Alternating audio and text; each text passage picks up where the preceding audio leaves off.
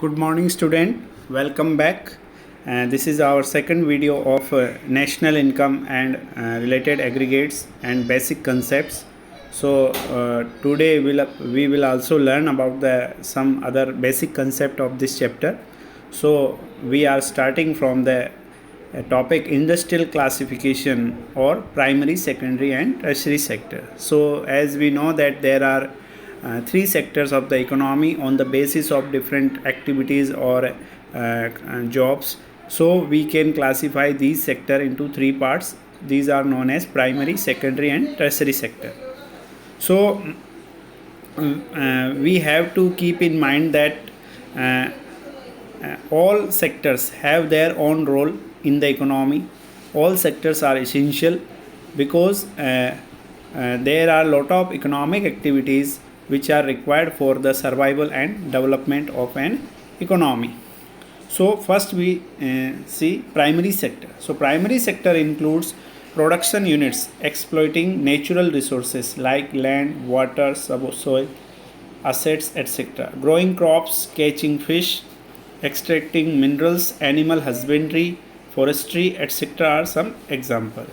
तो कहने का मतलब है कि प्राइमरी सेक्टर जो है, प्राथमिक क्षेत्र जिसको हम कहते हैं, ये है कृषि और उससे जुड़ी हुई सहायक गतिविधियों का क्षेत्र है. इसमें मुख्यतः कृषि और उससे जुड़ी हुई जो गतिविधियां हैं वो काम में ली जाती है और उनको हम सम्मिलित करते हैं.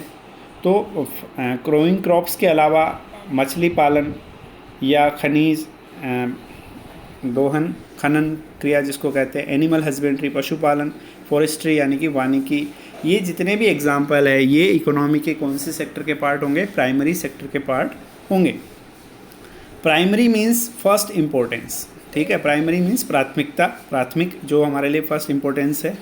It is primary because it is source of basic raw material for the secondary sector. अब ये कई बार क्वेश्चन आता है कि हम इस सेक्टर को प्राइमरी सेक्टर ही क्यों कहते हैं? क्यों प्राइमरी इसलिए कहते हैं because it is source of basic raw material. जो हम सेकेंडरी सेक्टर की बात करते हैं, इंडस्ट्री और मैन्युफैक्चरिंग की बात करते हैं, उसके लिए हमें रॉ मटेरियल चाहिए और वो रॉ मटेरियल कहाँ से आएगा? प्राइमरी सेक्टर से आएगा.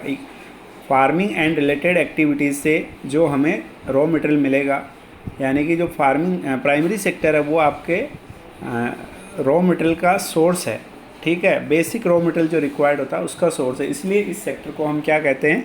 प्राइमरी सेक्टर कहते हैं. यानी कि एक तरह से हम यूँ कह सकते हैं कि जो प्रोडक्ट है उसका प्राइमरी पार्ट जो है जिसको हम रॉ मटेरियल कह रहे हैं वो इस सेक्टर से आता है. That is why this sector और agriculture sector is also known as primary sector. Now secondary sector. Secondary sector means the manufacturing और industrial sector.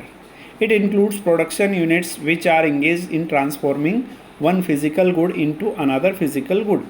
Such an activity is called manufacturing activity. तो ऐसी industry जो एक good को other good के में transform करती है, उसका जो रूप है वो बदल जाता है. एक गुड को हम ट्रांसफॉर्म करके उससे दूसरी गुड बना लेते हैं. यानी कि रॉ मटेरियल का यूज़ करके जब हम कोई फिनिश्ड गुड्स तैयार करते हैं, अंतिम वस्तु जिसको हम कह सकते हैं कि जिसको हम यूज़ करते हैं, बाज़ार में ख़रीदते हैं, बेचते हैं, तो ऐसी गुड जो होती है वो मैन्युफैक्चरिंग एक्टिविटी की वजह से होती है. That is why this sector is also known as manufacturing sector or industrial sector. These units convert raw material into finished goods. ठीक है, तो सेकेंडरी सेक्टर में बेसिकली क्या होता है? Conversion of raw material into finished goods. Factories, construction, power generation, water supply, so these are the example of secondary sector. क्योंकि इनमें क्या हो रहा है? Conversion of raw material into finished goods हो रहा है. It is called secondary because it is dependent upon primary sector for raw material. अब यही क्लियर हो जाता है कि इस सेक्टर को हम सेकेंडरी सेक्टर क्यों कहते हैं, क्योंकि ये रॉ मटेरियल के लिए किस पे डिपेंड है? प्राइमरी सेक्टर पे डिपेंड है. तो पहले वो सेक्टर आएगा, सेकेंड नंबर पे ये आएगा, इसलिए हम इसको सेकेंडरी सेक्टर कहेंगे. थर्ड है टर्शरी सेक्टर. टर्शरी सेक्टर को हम सर्विस सेक्टर भी कहते हैं, हिंदी में सेवा क्षेत्र भी कहते हैं. Tertiary sector includes production units engaged in production services, transport, trade, education, hotels, restaurant, finance, government administration. So any type of service is the part of tertiary sector. So all services are part of this sector. This sector finds third place because its growth is mainly dependent on the primary and secondary sector. तो service sector जो है उसकी growth mainly किस पे depend करती है, primary and secondary sector पर। अगर हमारा प्राइमरी और सेकेंडरी सेक्टर नहीं होगा तो हमारा टर्शरी सेक्टर भी डेवलप नहीं हो सकता है। तो कहने का मतलब ये तीसरे नंबर पे आता है, इसलिए इसको तृतीय क्षेत्र या सेवा क्षेत्र भी कहते हैं। So next topic is indirect tax and subsidy. So indirect tax is a tax imposed by government on production and sale of goods and services. ठीक है, it is a tax where the payer and the bearer of the tax are different people. For example GST. देखिए indirect tax को अप्रत्यक्ष कर कहते हैं। Indirect tax is that tax which is impose by the government on production and sale of goods and services. तो ये ध्यान रखिए कि इनडायरेक्ट टैक्स हमेशा production and sale of goods पर इम्पोज होता है। दूसरी इसकी इम्पोर्टेंट बात यह है कि इसमें जो टैक्स का पेयर है और बियरर है उसमें डिफरेंस होता है। बियरर और पेयर दोनों अलग चीज़ है। इनिशियली उसका जो पार्ट है वो किसी एक पर्सन पे आ रहा है, लेकिन उस टैक्स के बर्डन को अगर वो पर्सन शिफ्ट कर देता है अदर पर्सन के ऊपर और फाइनली उस टैक्स को कोई अदर पर्सन पे कर रहा है, तो वहाँ पर बियरर और पेयर जो है वो सेम पर्सन नहीं होके दोनों डिफरेंट पर्सन हो जाते हैं, या टैक्स का बर्डन जो है वो शिफ्ट हो जाता है एक पर्सन से दूसरी पर्सन के ऊपर। तो ऐसे टैक्स को हम क्या कहेंगे, इनडायरेक्ट टैक्स कहेंगे, यानी कि अप्रत्यक्ष कर कहेंगे। और जीएसटी जो हमारा अभी चल रहा है जो इनडायरेक्ट टैक्स का सबसे बड़ा एग्जांपल है, वस्तु एवं सेवा कर। सो इसके अलावा एक्साइज टैक्स, कस्टम ड्यूटी, चाहे वो एक्सपोर्ट हो इम्पोर्ट ड्यूटी हो, सर्विस टैक्स, सेल टैक्स, ठीक है, ये सारे टैक्स जो है वो एग्जांपल है किसके, इनडायरेक्ट टैक्स के। क्योंकि इनमें इनिशियली ये टैक्स किसी प्रोड्यूसर के ऊपर लगता है, बाद में वो होलसेलर के ऊपर शिफ्ट कर देता है, होलसेलर रिटेलर के ऊपर शिफ्ट कर देता है और रिटेलर कंज्यूमर के ऊपर उसको शिफ्ट कर देता है। तो कहने का मतलब ये है कि इस टैक्स को हम देख सकते हैं कि ये एक पर्सन से दूसरे पर्सन की ओर शिफ्ट हो रहा है, इसका बर्डन फाइनली कोई और पे कर रहा है, इनिशियली किसी और पर इम्पोज हो रहा है, इसलिए इसको हम इनडायरेक्ट टैक्स कहते हैं। Imposition of indirect taxes by the government increases the market price of goods and services.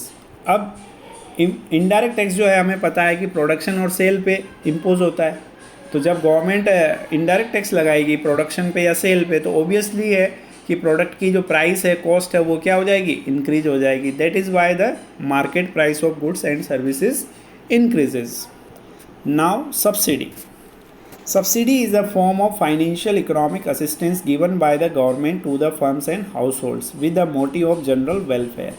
Subsidy का मतलब होता है आर्थिक सहायता, आर्थिक सहायिकी, और ये देने के पीछे सरकार का उद्देश्य होता है कि वो फाइनेंशियली हेल्प करना चाह रही है, चाहे वो अपने सिटीजन्स को करे, कंज्यूमर्स को हेल्प करे या प्रोड्यूसर्स को करे, ठीक है। तो ये एक तरह का फाइनेंशियल या इकोनॉमिक असिस्टेंस है, और गवर्नमेंट फर्म्स या प्रोड्यूसर्स को भी दे सकती है, हाउस होल्ड्स या कंज्यूमर्स को भी दे सकती है। और इसके पीछे मेन जो उसका मोटिव होता है वह है जनरल वेलफेयर, यानी कि वो अपने प्रोड्यूसर और कंज्यूमर्स का वेलफेयर चाहती है। कहीं ना कहीं कोई चीज़ अगर वो इकोनॉमिक क्राइसिस या प्रॉब्लम की वजह से उसको अफोर्ड नहीं कर पा रहे हैं, तो एक पार्ट गवर्नमेंट उसका खुद बियर करके उनको हेल्प करती है, that is known as subsidy. For example cash grants, interest free loans to the firm, subsidy on price of cooking gas to the household, etc. Subsidies granted by the government reduces the market price of goods and subsidy. अब goods and services की जो market price है वो क्या होगी, अगर government subsidy देगी तो कहने का मतलब ये है कि सब्सिडी देने का मतलब है किसी कमोडिटी की प्राइस का एक पार्ट गवर्नमेंट खुद बियर कर रही है, ठीक है। सपोज 20 रुपये की कोई कमोडिटी है और गवर्नमेंट अगर उस पर 5 रुपये की सब्सिडी दे रही है तो आपको 15 रुपये ही पे करना है, तो 5 रुपीज़ कौन पे कर रहा है, गवर्नमेंट पे कर रहा है। तो मार्केट में उसकी जो प्राइस है वो क्या हो गई, डिक्रीज़ हो गई है, क्योंकि गवर्नमेंट ने आपकी पॉकेट से उसको रिकवर नहीं किया है या चार्ज नहीं किया आपके ऊपर। तो कहने का मतलब जब सब्सिडी लगाई जाती है तो गवर्नमेंट लोगों को एक तरह से इकोनॉमिक हेल्प मिलती है और उससे कॉस्ट ऑफ कमोडिटीज़ जो है वो कम होती है, इसलिए market price tends to fall by subsidy, by increasing subsidy, whereas market price tends to rise by imposing indirect tax. अब indirect tax और subsidy से हम फाइंड आउट कर सकते हैं नेट इनडायरेक्ट टैक्स, NIT जिसको हम कहते हैं, और इसका सिंपल सा फॉर्मूला है indirect tax minus subsidy. So important formula, keep in mind, that in next chapter when we solve the numericals of national income or when we find a market price and factor cost, then NIT will be very helpful for us. So NIT का formula है indirect tax minus subsidy. So next is market price and factor cost. ठीक है, market price यानी कि बाजार मूल्य. Market prices are the prices as paid by the consumer. Market prices also include indirect taxes. ठीक है, तो मार्केट प्राइस जो है वो मार्केट प्राइस यानी कि बाजार मूल्य पर कोई वस्तु हम खरीद रहे हैं तो वो मार्केट प्राइस पर हमें मिल रही है. अब मार्केट प्राइस जो है वो उसमें इनडायरेक्ट टैक्स को इंक्लूड किया जाता है, क्योंकि इनडायरेक्ट टैक्स जो है प्रोडक्शन और सेल पे लगता है और प्रोडक्शन और सेल की कॉस्ट भी मार्केट की प्राइस में इंक्लूड होती है. दूसरा है फैक्टर कॉस्ट. फैक्टर कॉस्ट का मतलब होता है साधन लागत. ठीक है, फैक्टर से यहाँ पर तात्पर्य हमारा ये है factor of production. Factor cost refers to the prices of products as received by the producer.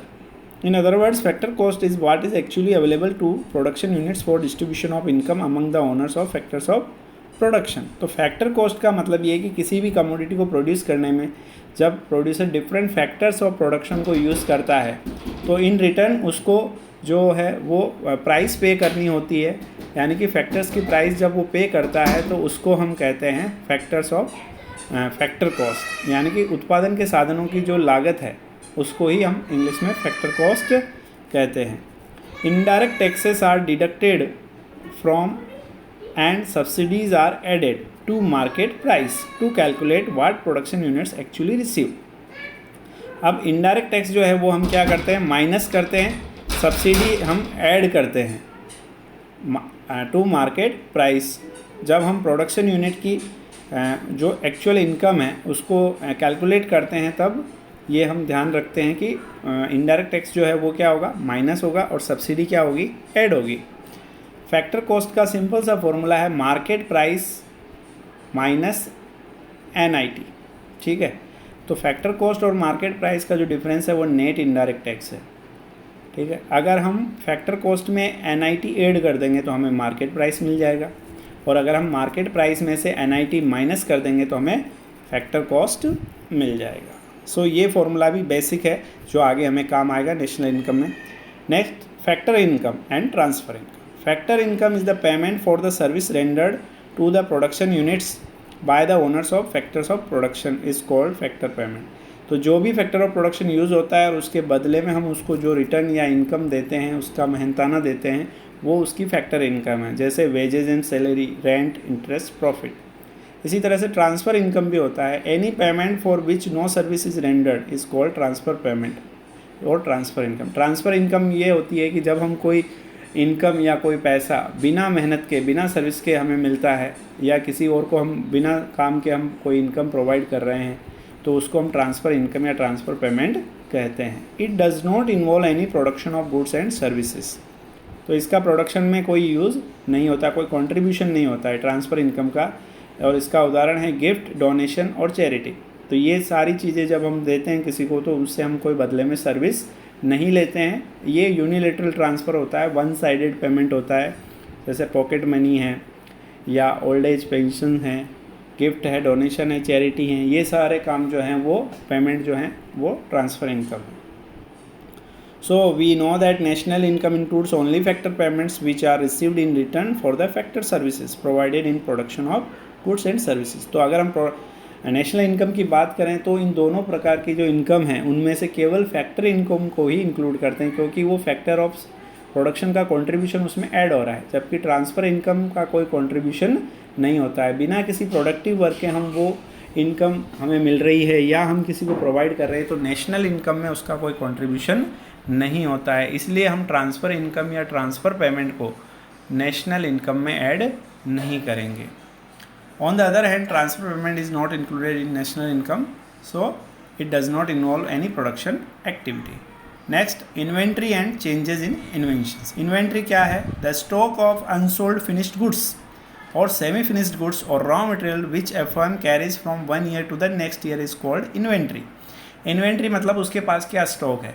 ठीक है, अब चाहे वो फिनिश्ड गुड का स्टॉक है चाहे वो सेमी फिनिश्ड गुड का स्टॉक है या रॉ मटेरियल का स्टॉक है, जिसको वो कैरी कर रहा है, इस साल भी हमारे पास और अगले साल भी हम ले गए, यानी कि हम उसको सेल नहीं कर पाए, इन तीनों का जो टोटल स्टॉक होता है उसको इन्वेंट्री कहा जाता है।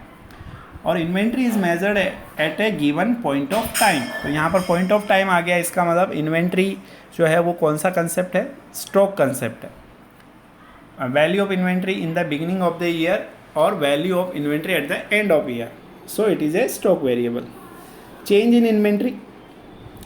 inventory equals to closing inventory minus operating inventory, यानी कि चेंज इन स्टॉक, इन्वेंट्री का मतलब होता है स्टॉक, चेंज इन स्टॉक का फॉर्मूला है closing stock minus opening stock. ये फॉर्मूला भी आगे हम यूज़ करेंगे नेशनल इनकम में, ठीक है। सो चेंज इन इन्वेंट्री जो है, चेंज इन स्टॉक है, it took place over a period of time. तो चेंज इन स्टॉक के कौन सा कंसेप्ट हो गया, फ्लो कंसेप्ट हो गया, क्योंकि इसको हम जो है वो पॉइंट ऑफ टाइम में मेज़र कर रहे हैं, ड्यूरेशन ऑफ टाइम में मेज़र कर रहे हैं, इसलिए ये फ्लो कंसेप्ट है। जबकि इन्वेंट्री जो है वो आपका स्टॉक कंसेप्ट है। सो स्टॉक क्या है, स्टॉक कंसेप्ट है और पॉइंट ऑफ टाइम पे मेज़र होता है, और change in stock flow concept है। नेक्स्ट है net product taxes and net production taxes. Net product taxes and subsidies are paid और received per unit of product, for example excise tax, service tax, export import duty, ठीक है। तो net product taxes is equal to product taxes minus product subsidy. तो production के ऊपर जो tax लगता है गवर्नमेंट जो लगाती है, और साथ ही गवर्नमेंट प्रोडक्ट के ऊपर जो सब्सिडी देती है, उन दोनों का जो डिफरेंस होता है उसको हम कहते हैं नेट प्रोडक्ट टैक्सेस। यानी कि फाइनली एक प्रोड्यूसर ने प्रोडक्ट के ऊपर कितना टैक्स पे किया है, तो जितना टैक्स उसने पे किया उसमें से हम क्या माइनस करेंगे, जो भी उसको सब्सिडी या सहायता गवर्नमेंट से मिली उसको हम माइनस कर देंगे, तो हमें क्या मिल जाएगा, नेट प्रोडक्ट टैक्सेस। नेक्स्ट है net production taxes. Production taxes and subsidies are paid और received in relation to production and are independent of the volume of production. तो प्रोडक्शन टैक्सेस और सब्सिडी जो पेड होती है वो इंडिपेंडेंट होती है, प्रोडक्शन के वॉल्यूम से उनका कोई रिलेशन नहीं होता, उस पर डिपेंडेंट नहीं होती है। Land revenue, stamp, registration fee, ये सारी चीज़ें उसका पार्ट है। तो net production taxes is equal to production tax minus production subsidy. तो अब यहाँ पर हम देखते हैं कि ग्रॉस वैल्यू एडेड अगर हमें मार्केट प्राइस पे चाहिए तो क्या करेंगे हम, उसमें अगर माइनस नेट प्रोडक्ट टैक्सेस करेंगे और प्लस नेट प्रोडक्ट टैक्सेस करेंगे तो क्या चेंजेस आएगा। अगर प्लस नेट प्रोडक्ट टैक्सेस करते हैं तो इसका मतलब है product taxes minus product subsidy, और यहाँ पर माइनस करने से आपको क्या मिल जाएगा, जीबीए एट बेसिक प्राइस, ठीक है। तो जीबीए एट फैक्टर कॉस्ट जो होता है, एफसी जहाँ पर आ जाता है वहाँ पर इनडायरेक्ट टैक्स माइनस सब्सिडी, जिसको हम एनआईटी कहते हैं, वो माइनस हो जाएगा मार्केट प्राइस में से, ठीक है। और अगर हमें जीबीएमपी चाहिए तो हम फैक्टर कॉस्ट में एनआईटी को ऐड कर देंगे। So market prices include both net product taxes, net production taxes. So factor cost includes only the payment of factor of production. So these are key terms which we should revise. Final goods purchased for final consumption, whether it is satisfaction of wants or final investment. Intermediate goods, consumption goods, capital goods, stock, flow, gross investment, depreciation, net investment. So I think all the basic concepts are clear now, and we can recap the definition of macroeconomics, final goods, intermediate goods, consumption goods and capital goods, stocks and flow, gross investment and depreciation, indirect tax and subsidy, market price and factor cost, factor payment and transfer income, factor income and transfer income, inventory and change in inventories. So all topics can be revised in very short or very precise manner by this last revision or recap segment of this chapter, and all these topics are very basic and the base of national income and related aggregates units. So we should try to learn and revise it properly so that we can understand further topics of this unit. So that's all for today. Thank you for your patience and listening. Thank you. Bye. Take care.